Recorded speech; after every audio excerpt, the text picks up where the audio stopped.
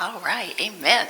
So, our stories this morning from Mark chapter 7 would seem to be stories that are not, terribly related or connected. There's a lot of things in these stories that are sort of the opposite. They're opposite in the map, they're opposite kind of people involved. So, it's kind of unusual to pair the two stories, but back when I was studying this in March, I thought, I think there's a thread there, and they come right after one another in chapter 7. So let's take another look at these stories. The first story is classic. It's a classic controversy story. And if you've been a studier of the Gospels, you know it's just so classic that Jesus spars with the religious authorities. They're kind of at loggerheads. So this is one of those stories. And in this case, the religious authorities have traveled up from Jerusalem all the way up to the Sea of Galilee to monitor Jesus.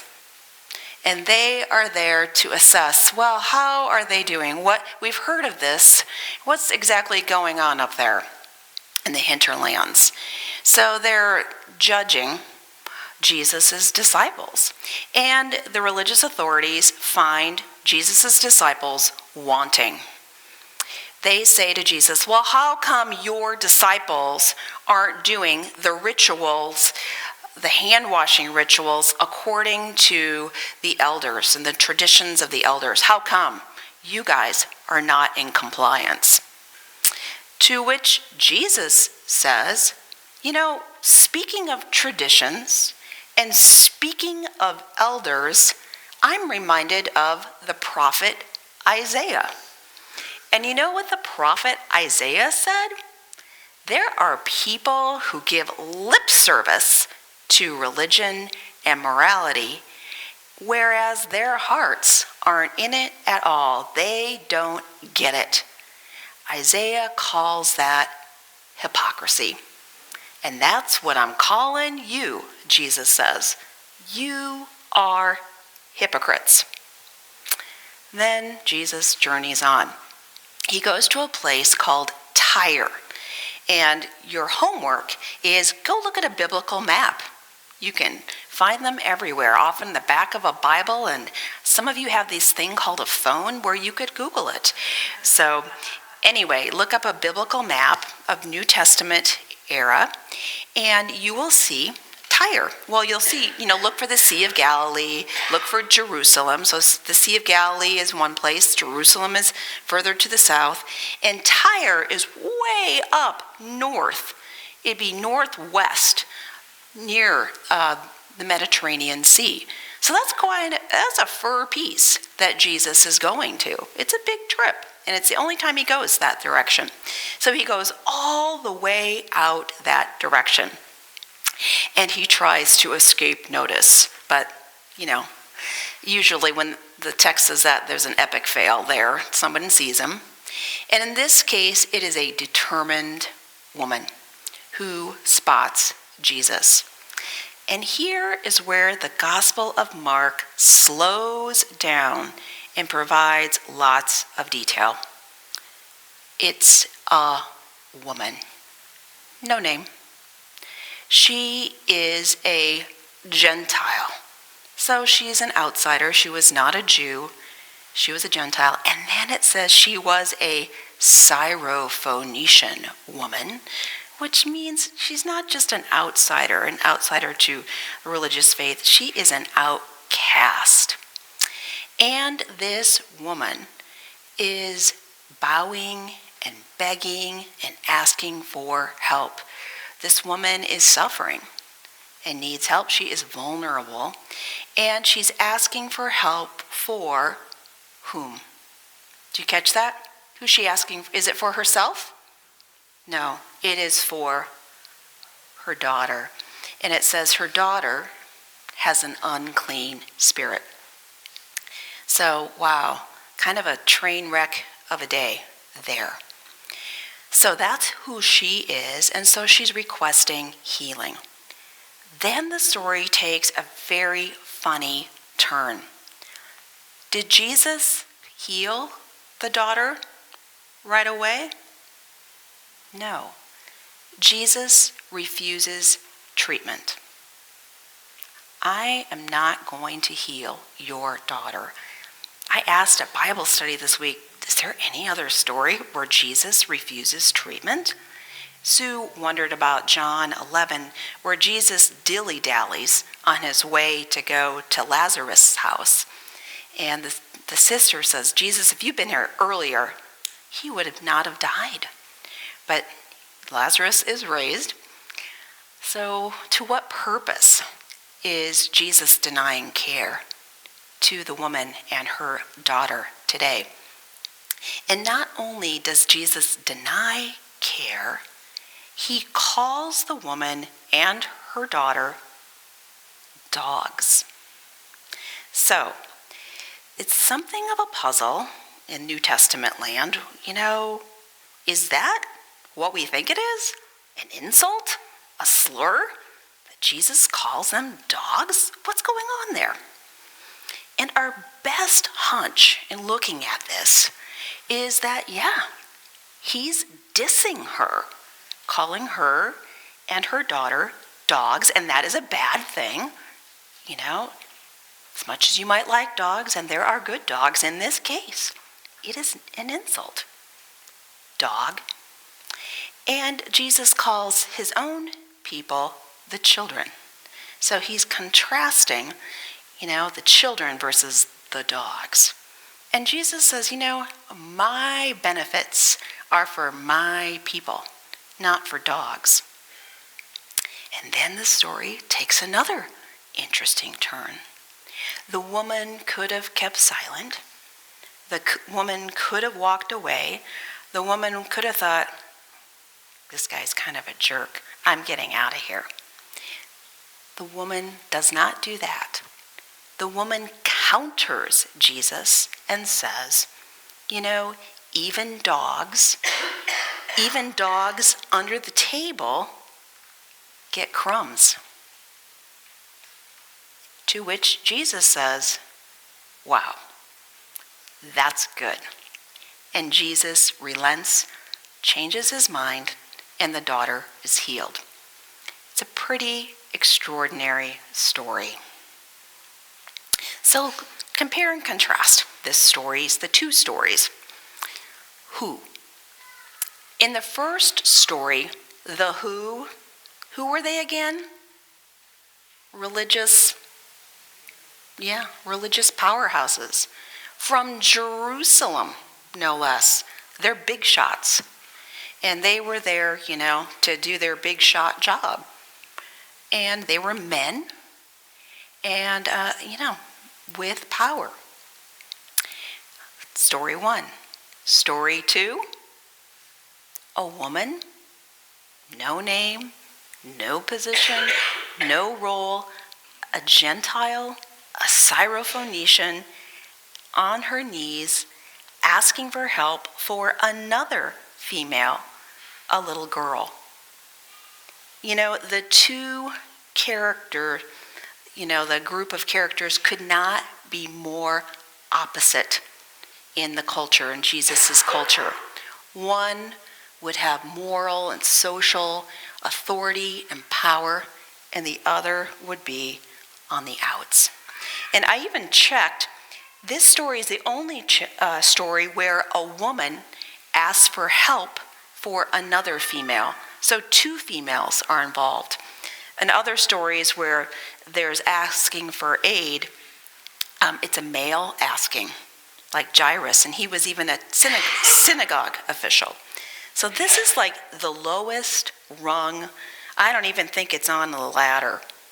The distance, the social distance between the peoples involved in the story. So that's the who of the stories. How about the what? Well, in the first story, the religious authorities were there to exert power and tell Jesus that he's wrong, to judge. In the second story, the what is the woman does not have power and asks for assistance, which is denied. So two totally different dynamics going on, two different matters going on in the story. But here's a connection. They are both about morality. They are both windows into morality or moral goodness.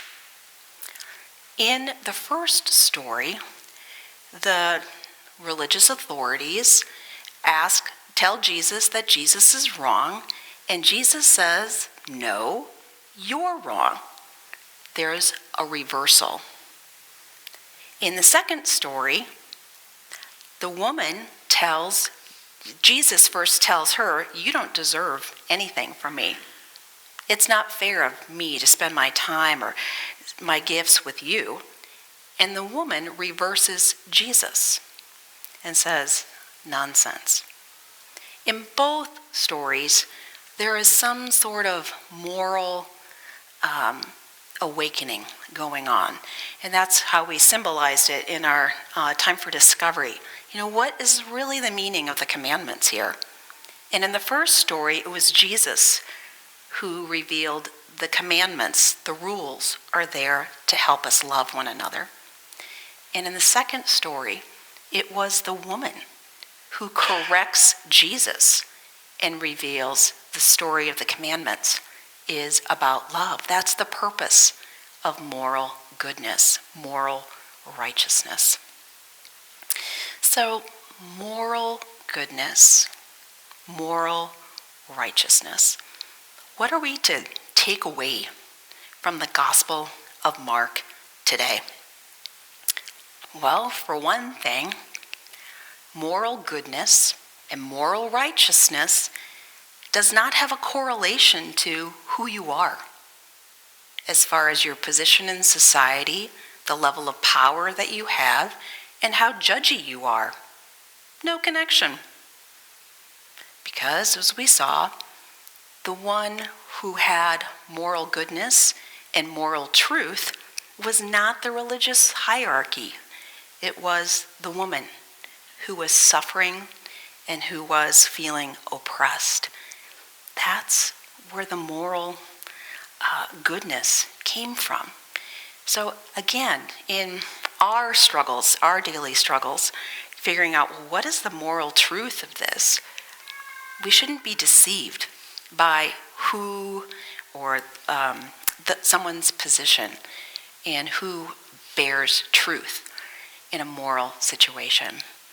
So, it is tricky sometimes to know moral truth. But this story maybe helps us sort it out just a little bit more. What else about practicing moral truth? Well, one thing that came to my mind was how brave that woman needed to be. Why do I say that? I think you all can relate to this story. Last fall, a woman in Iran protested there about wearing head covering. And the moral police took her into custody, and she died. And since that time, there's been others who've raised up their alarm, their concern about what was going on. And another instance of this was this March.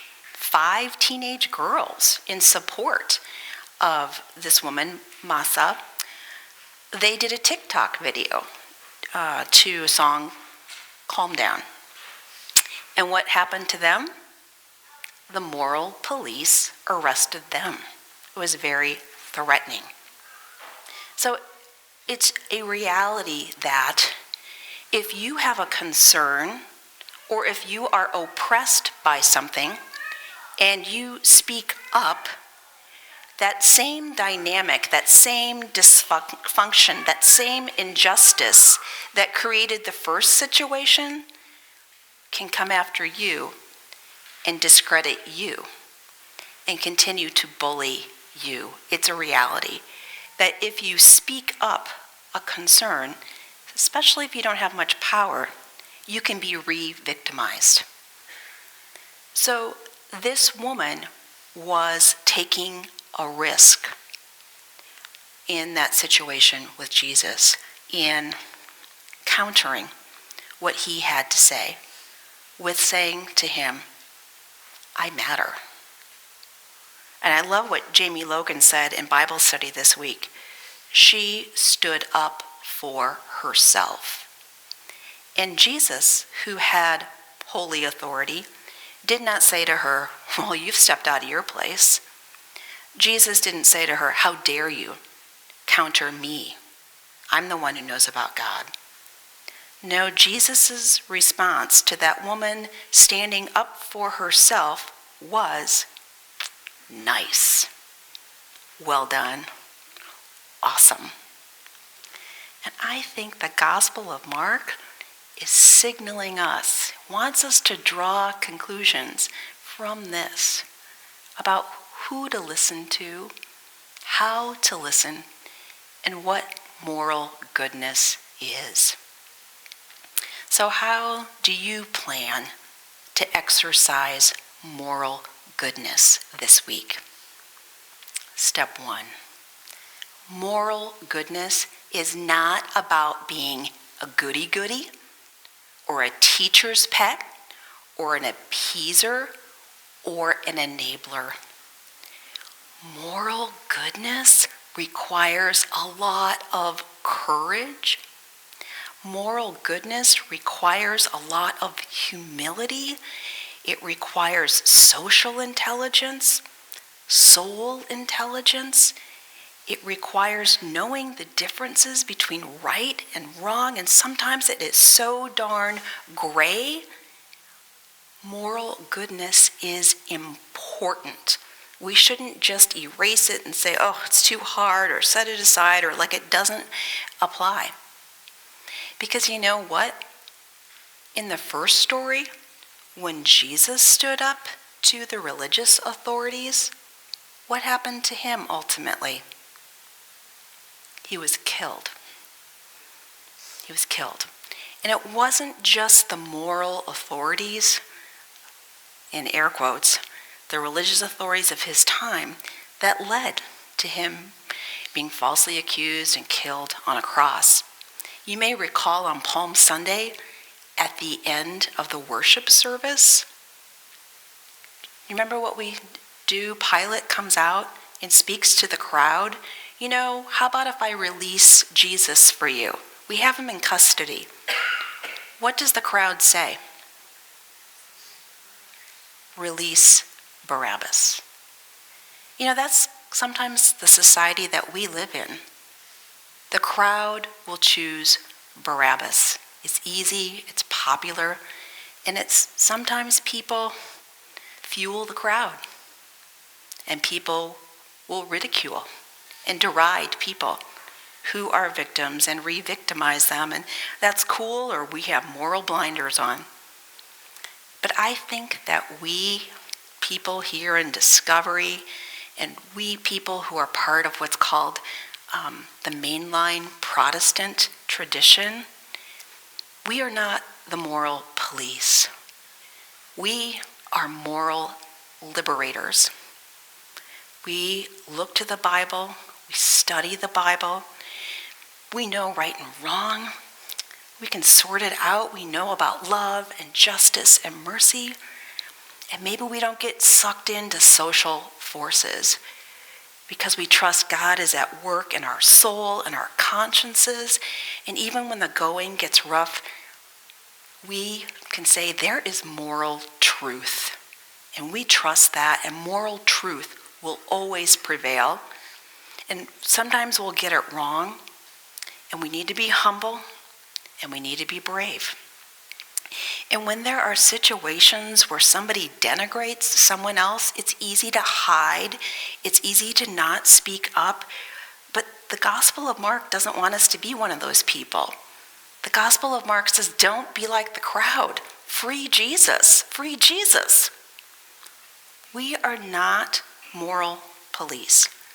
We are moral liberators. And in any situation, in any instance, in any time of bullying or negativity or injustice or complacency, our thought should be, free Jesus. Free Jesus. God is a liberator and gives us the work of liberation. God gives us a toolkit, gives us the gospel, and gives us the courage to create liberation for everybody. Let's be a part of that work this Mother's Day. To God be the glory. Amen.